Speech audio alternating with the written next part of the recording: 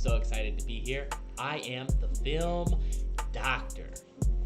Before I get to my intro, Michael, I've been told by HR that I need to apologize to you for my behavior last week. So I am sincerely sorry. And I am the film surgeon. I'm so happy that you apologized to me. So, we ready to jump right into the show? Is there something you need to do? I was told in my letter you have to apologize to me as well. So I did not get up. I just want to make sure that happens. I didn't get. Hold on a second. No, I'm not supposed to. This is the emergency HR phone. Oh, okay. Yep. Okay. Oh, wait. Oh, no. Okay, all right. No. I'll be getting that apology after all. Manny, my actions were out of line, and I they were immature, and I should not. I should be more professional, and I am.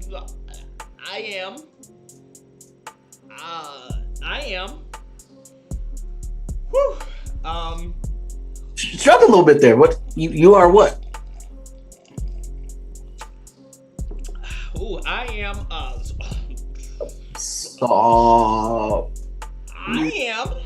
If it's me, we're talking about me, right? To you? Yep. Yeah. I'll sound it out with you. I'll do it with you. I know it's hard. I am sorry. Sorry. There we go. Okay. There we go. Woo. Yes. Yeah. Glad we could get that out of the way. Yes, I am. And I am the film searcher. Welcome back to the attic, ladies and gentlemen. Today we have another hot film to dissect. The Suicide Squad, coming to us from HBO Max. And we're not looking for publicity or any kind of sponsorship. But we're here. We're here. We're smiling. We're having a good old time. HBO Max. Let's jump right into our film review.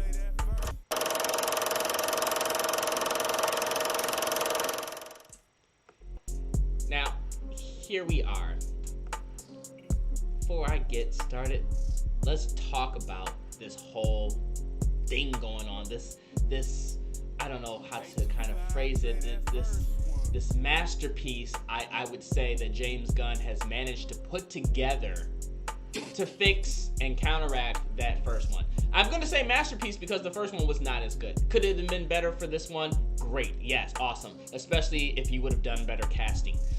Because apparently whoever he casted for certain people inside of this movie was a terrible choice. He could have picked better people, more talented people, and just people that aren't... John Cena is talented. Okay. All right. I'm pretty sure that name will have to be blocked out in post. But anyway, John Cena. Looking at this movie, how it started, I was kind of confused, but they were kind of jumping ahead of the gun and then kind of going back. No pun intended. I didn't understand that at first. I was just like, what is going on? And then, the time lapse, however long this happened beforehand, it came up on the screen and it made a little bit more sense. I really thought that everything was done well in terms of the comedic acting, to choose Pete Davidson as one of the characters inside of it. I think that was a smart choice, and that his character was, I would love to have seen more of him. The fact that he was not in it a lot for whatever reason, I think was sad to see. Hey, Chris Brown. They Chris Brown too. And also the Weasel. I thought that his character had so much potential to be that guy, and he wasn't in it a lot. Now, other characters like Idris Alba. I think that, he's been inside of Marvel movies. He definitely could have been recasted as somebody else, but I think for what it was worth, he did well. I liked his play in jail with his daughter when they were both kind of going off on each other. They were upset about everything that was kind of taking place between the two of them. I thought that was phenomenal acting. Correct me if I'm wrong, I think that girl played inside of Don't Let Go.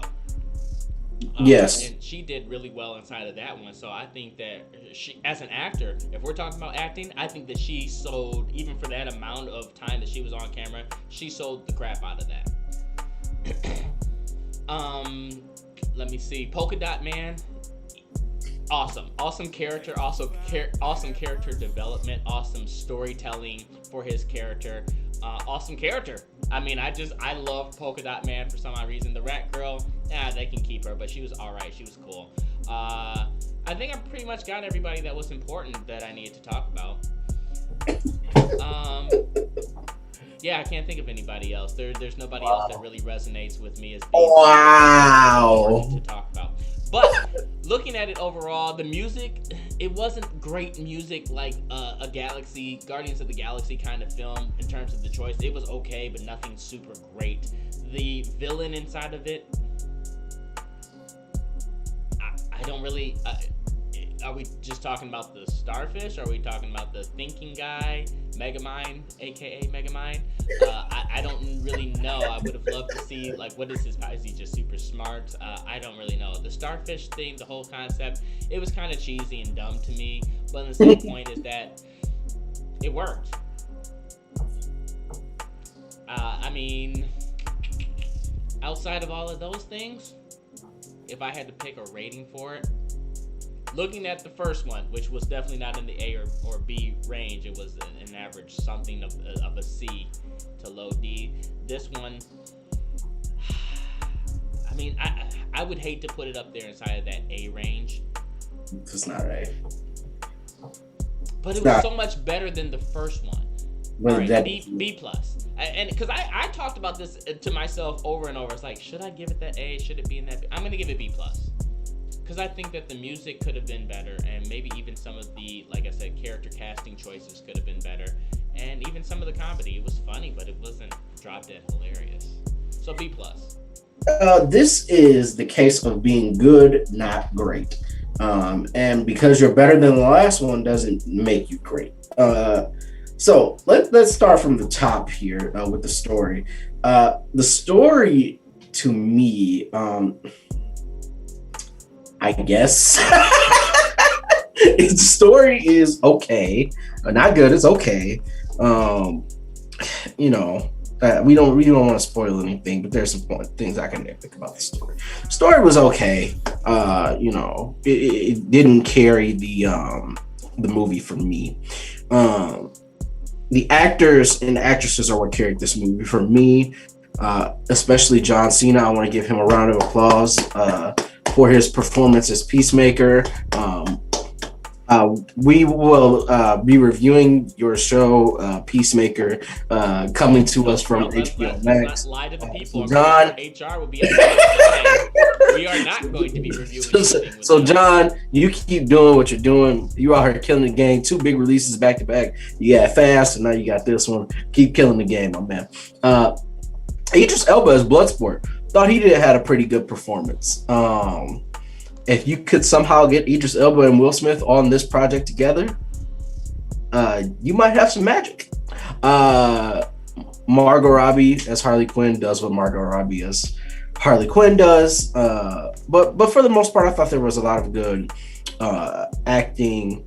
And then Ratcatcher 2. I'm blanking on her name. The lady that plays Ratcatcher 2. Oh, and Sylvester Stallone plays King Shark. Got to throw him out there too.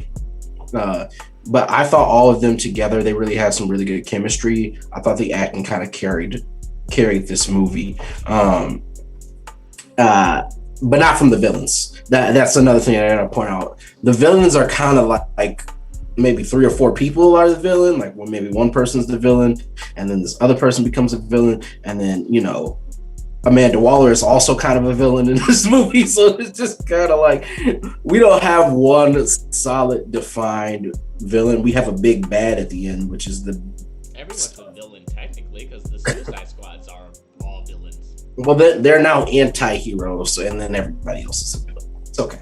Anywho, yeah. So there was no defined villain in this, and some of them, the generals, they were kind of the cheesy, the cheesy regular villains that you have in any movie. There was nothing special about them. As far as cinematography goes, there was not a shot that wowed me. I was like, oh my god. The music was okay. All in all, again, for me, this review is a case of being good, not great. James Gunn took something from before the first one that wasn't really spectacular. He made it good, and for that, I give him a solid B. Solid B from me. Not an A movie. I can't really tip it towards that A range, but solid B. Definitely entertaining. Definitely something you could watch. Something you could watch again. The action here. When I talk about the action sequences too, that also drove the movie. There were a lot of good action sequences here as well. There's a part where John Cena is Peacemaker. Is competing with Idris Elba for killing people.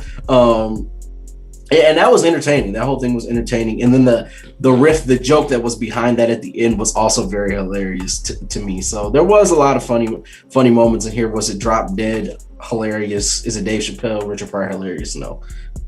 Maybe like Chris Rock hilarious. So Martin Lawrence, Chris Rock hilarious. So there were some good moments there. I enjoyed it. B, check it out. I need to get a bar of soap to kind of wash out my mouth. I have a bad taste from your review inside of it, as you named someone to be hilarious in it that really was not even closely. You can't see me. My time is now. I think the funniest part was Milton. Milton. Oh, that was hilarious too.